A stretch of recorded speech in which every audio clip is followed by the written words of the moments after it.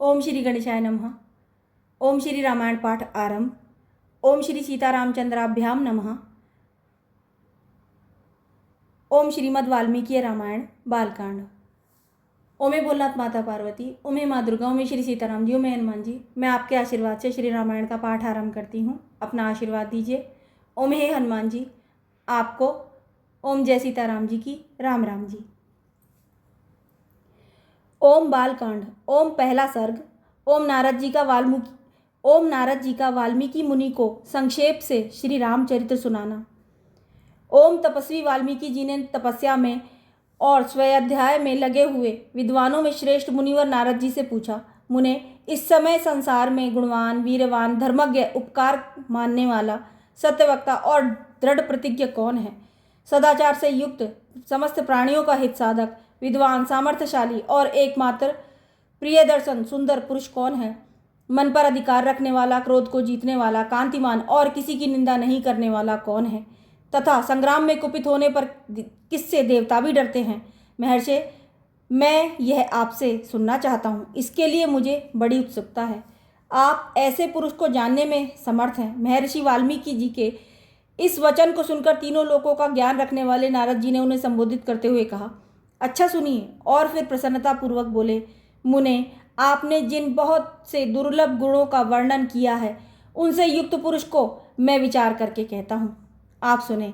इक्ष्वाकु के वंश में उत्पन्न हुए एक ऐसे पुरुष हैं जो लोगों में राम नाम से विख्यात हैं। वे ही मन को वश में रखने वाले, महाबलवान, कांतिमान, धैर्यवान और जितेंद्रिय हैं।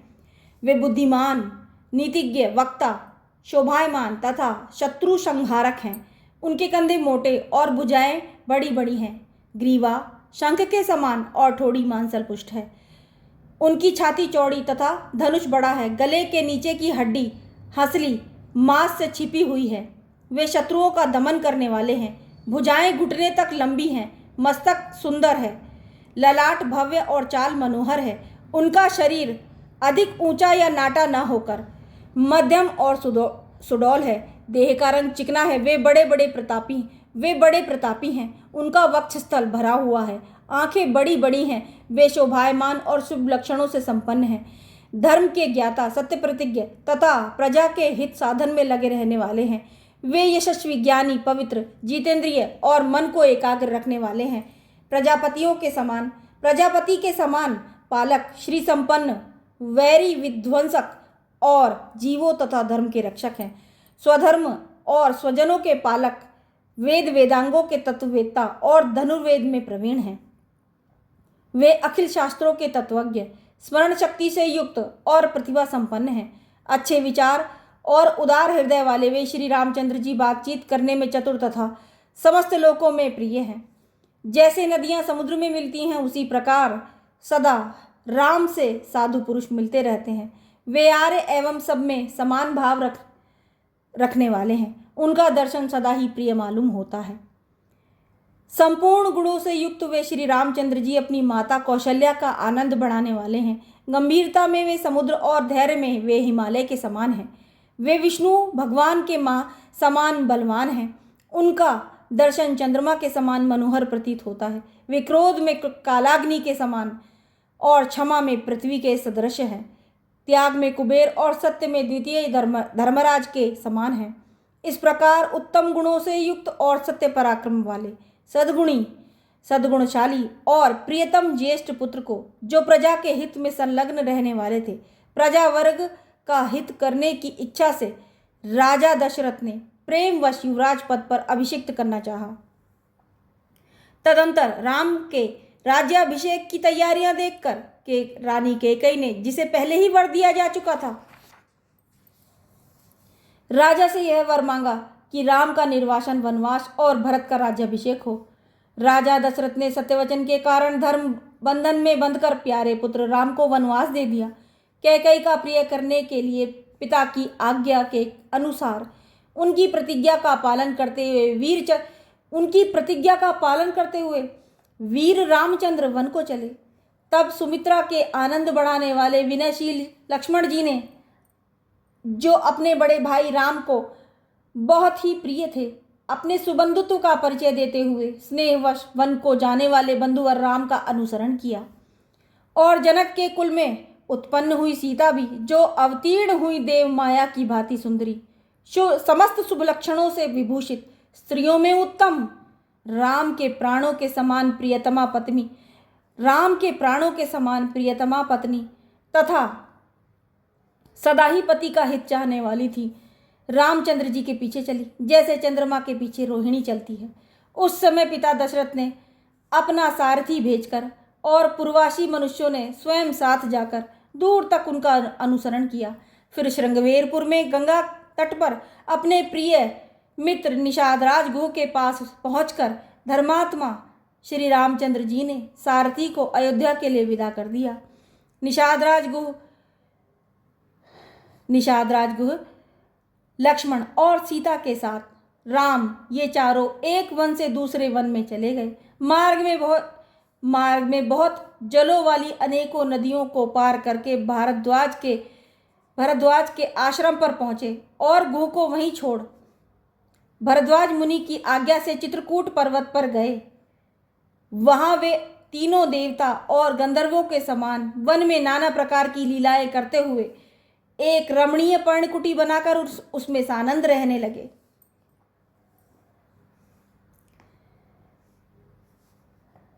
मार्ग में बहुत जलों वाली अनेकों नदियों को पार करके भरद्वाज के आश्रम पर पहुंचे और गुह को वहीं छोड़ दिया। भरद्वाज मुनि के आज्ञा से चित्रकूट पर्वत पर गए। वहां वे तीनों देवता और गंधर्वों के समान वन में नाना प्रकार की लीलाएं करते हुए एक रमणीय पर्णकुटी बनाकर उसमें सानंद रहने लगे। राम के चित्रकूट चले जाने पर पुत्र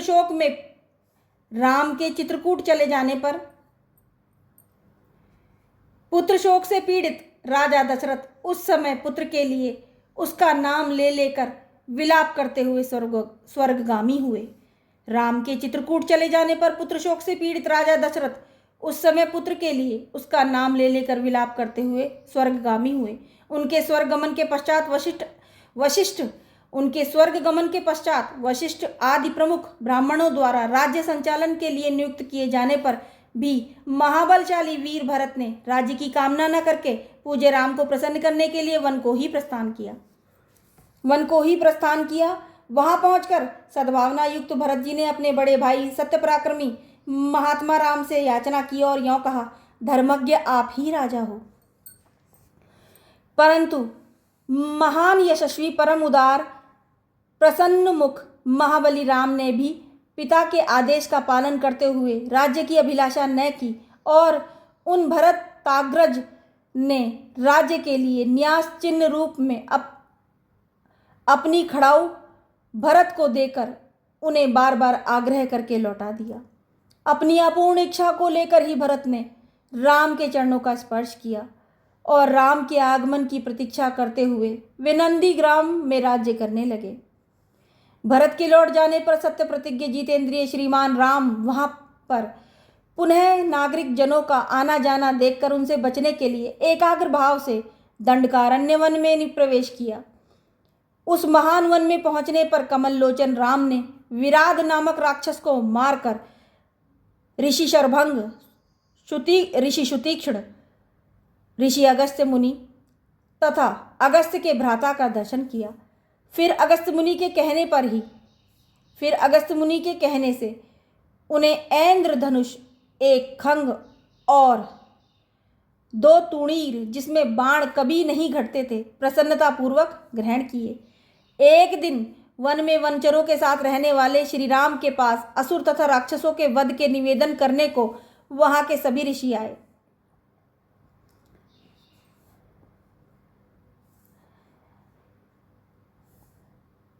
उस समय वन में श्री राम ने दंडकारण्यवासी अग्नि के समान तेजस्वी उन ऋषियों को राक्षसों को मारने का वचन दिया और मुनिवरों की आज्ञा से संग्राम में उनके वध की प्रतिज्ञा की।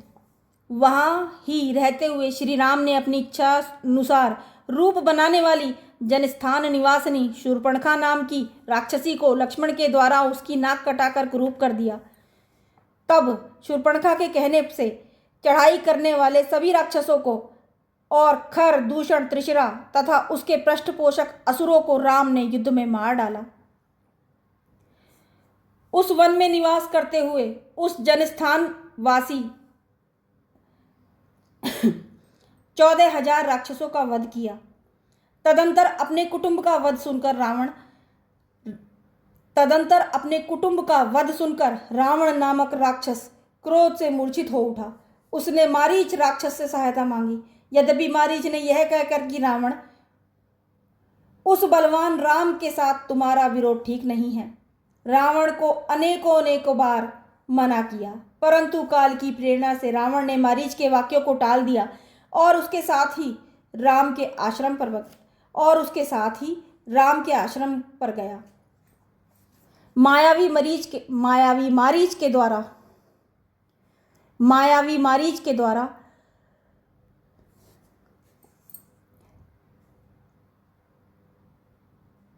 तदंतर अपने कुटुंब का वध सुनकर रावण नामक राक्षस क्रोध से मूर्छित हो उठा और उसने मारीच नामक राक्षस से सहायता मांगी।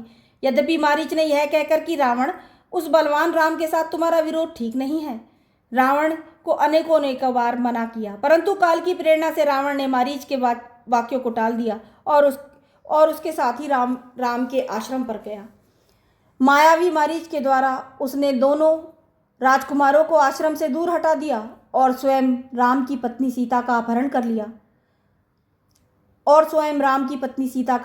लिया। जाते समय मार्ग में विघ्न डालने के कारण उसने जटायु नामक गृध्र का वध कर दिया। तत्पश्चात जटायु को आहत देखकर और उसी के मुख से सीता का हरण सुनकर श्री रामचंद्र जी ने शोक से पीड़ित होकर बहुत विलाप किया और बहुत विलाप करने लगे। उस समय उनकी समस्त और सभी इंद्रियां व्याकुल हो उठी थी। फिर उसी शोक में पड़े हुए उन्होंने जटायु गृध्र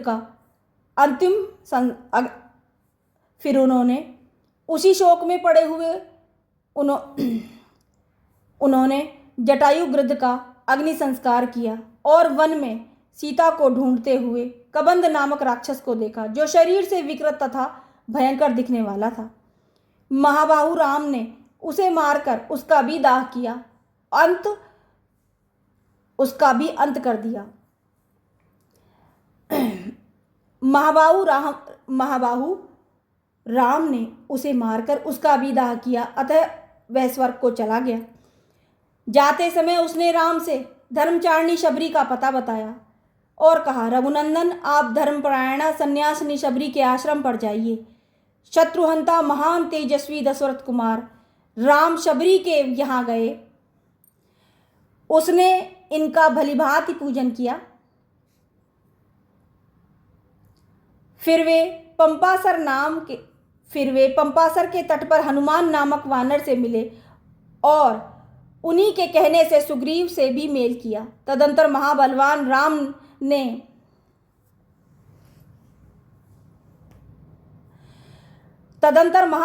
राम ने आदि से ही लेकर जो कुछ हुआ था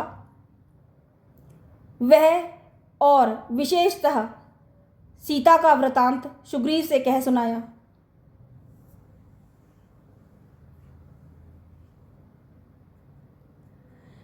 वानर सुग्रीव ने राम की सारी बातें सुनकर उनके साथ प्रेम पूर्वक अग्नि को साक्षी बनाकर मित्रता की।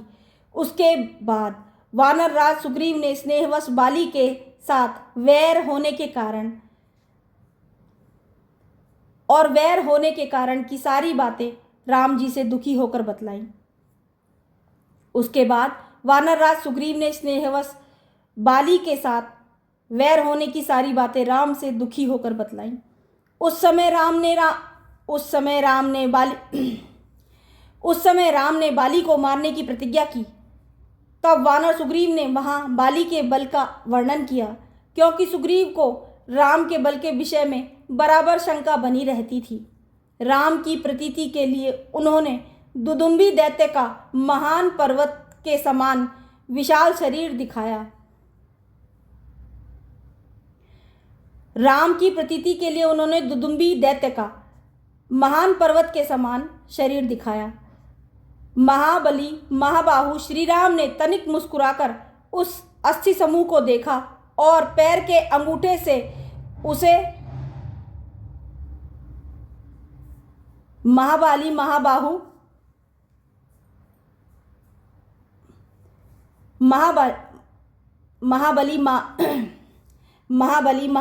श्री राम ने तनिक मुस्कुराकर उस अस्थि समूह को देखा और पैर के अंगूठे से उसे 10 योजन दूर फेंक दिया। राम की प्रतीति के लिए उन्होंने दुदुम्बी दैत्य का महान पर्वत के समान विशाल शरीर दिखलाया। महाबली महाबाहु श्री राम ने तनिक मुस्कुराकर उस अस्थि समूह को देखा और पैर के अंगूठे से उसे 10 योजन दूर फेंक दिया। फिर एक ही महान बाण से उन्होंने अपना विश्वास दिलाते हुए 7 ताल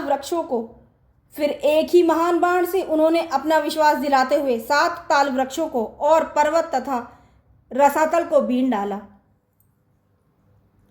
फिर उन्होंने एक ही महान बाण से विश्वास दिलाते हुए 7 ताल वृक्षों को और पर्वत तथा रसातल को बींद डाला।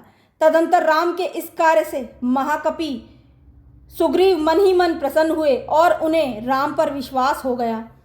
फिर वे उनके साथ किष्किंधा गुहा में गए। वहाँ पर सुवर्ण के समान पिंगल वर्ण वाले वीरवर सुग्रीव ने गर्जना की। उस महानाद को सुनकर वानर राज बाली अपनी पत्नी तारा को आश्वासन देकर तत्काल घर से बाहर निकला और सुग्रीव से भिड़ गया। वहां राम ने बाली को एक ही बाण से मार गिराया। सुग्रीव के कथानुसार उस संग्राम में बाली को मारकर उसके राज्य पर राम ने सुग्रीव को बिठा दिया। तब उन वानर राज ने भी सभी वानरों को बुलाकर जानकी का पता लगाने के लिए उन्हें चारों दिशाओं में भेजा। तत्पश्चात संपाति नामक गृध्र के कहने से बलवान हनुमान जी 100 योजन विस्तार वाले क्षार समुद्र को कूद कर लांग गए। वहां रावण पालित लंकापुरी में पहुंचकर उन्होंने अशोक वाटिका में सीता को चिंतामग्न देखा।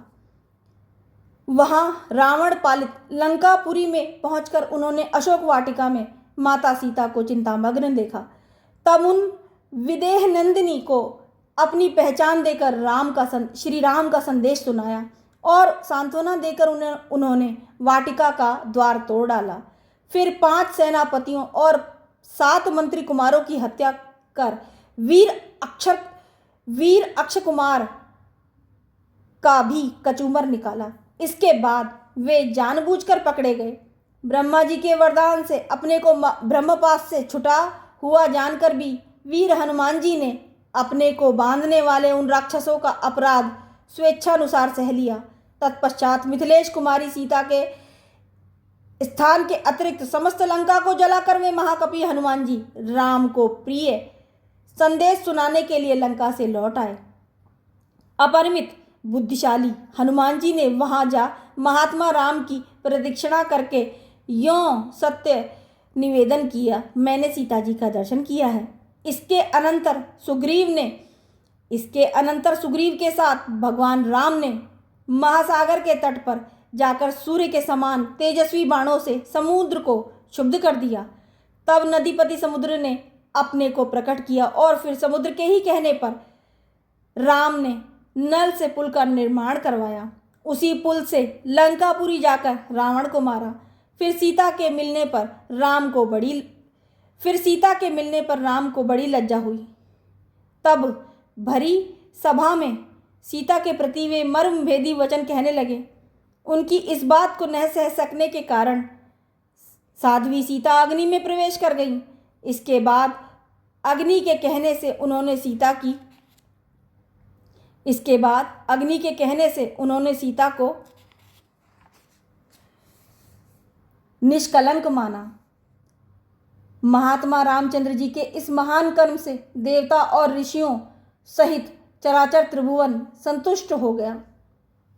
फिर सभी देवताओं से पूजित होकर राम बहुत ही प्रसन्न हुए और राक्षस राज विभीषण को लंका के राज्य पर अभिषिक्त करके कृतार्थ हो गए। उस समय निश्चिंत होने के कारण उनके आनंद का ठिकाना न रहा।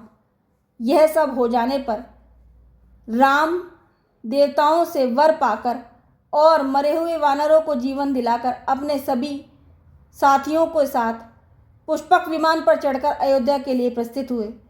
भरद्वाज मुनि के आश्रम पर पहुंचकर सबको आराम देने वाले सत्य पराक्रमी राम ने भरत के पास हनुमान जी को भेजा। फिर सुग्रीव के साथ कथा वार्ता करते हुए पुष्पकारूढ़ हो वे नंदीग्राम को गए। निष्पाप श्री रामचंद्र जी ने नंदीग्राम में अपनी जटा काटकर भाइयों के साथ सीता को पाने के अनंतर पुनः अपना राज्य प्राप्त किया। अब राम के राज्य में लोग प्रसन्न, सुखी, संतुष्ट, पुष्ट, धार्मिक तथा रोग व्याधि से मुक्त रहेंगे। उन्हें दुर्भिक्ष का भय नहीं होगा। वे कहीं भी अपने पुत्र की मृत्यु नहीं देखेंगे। स्त्रियां विधवा नहीं होंगी। स्त्रियों की अकारण ही मृत्यु नहीं होगी।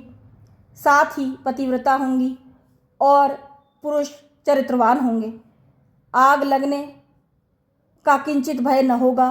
कोई प्राणी जल में नहीं डूबेगा। वात और ज्वर का भय थोड़ा भी नहीं रहेगा। क्षुधा और चोरी का डर भी जाता रहेगा। सभी नगर और राष्ट्र धन धान्य से संपन्न होंगे। सतयुग की भांति सभी लोग सदा प्रसन्न रहेंगे। महायशस्वी राम बहुत से सुवर्णों की दक्षिणा वाले 100 अश्वमेध यज्ञ करेंगे। उन्होंने विधि पूर्वक विद्वानों को 10,000 करोड़ 1 खरब गौ और ब्राह्मणों को और समस्त नर नारियों को अपरिमित धन देंगे तथा 100 गुने राज्यवंशों की स्थापना करेंगे। संसार में चारों वर्णों को संसार में सभी को अपने अपने धर्मों में नियुक्त रखेंगे। फिर 11,000 वर्षों तक राज करने के अनंतर श्री रामचंद्र जी अपने परम धाम पधारेंगे। वेदों के समान पवित्र पापनाशक पुण्यमय इस रामचरित को जो पढ़ेगा वह सब पापों से मुक्त हो जाएगा। आयु बढ़ाने वाली इस रामायण कथा को पढ़ने वाला मनुष्य मृत्यु के अनंतर पुत्र, पौत्र तथा अन्य परिजन वर्ग के साथ ही स्वर्गलोक में प्रतिष्ठित होगा।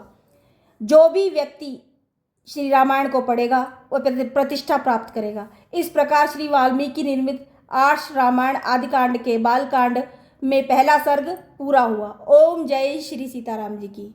ओम जय श्री सीताराम जी की।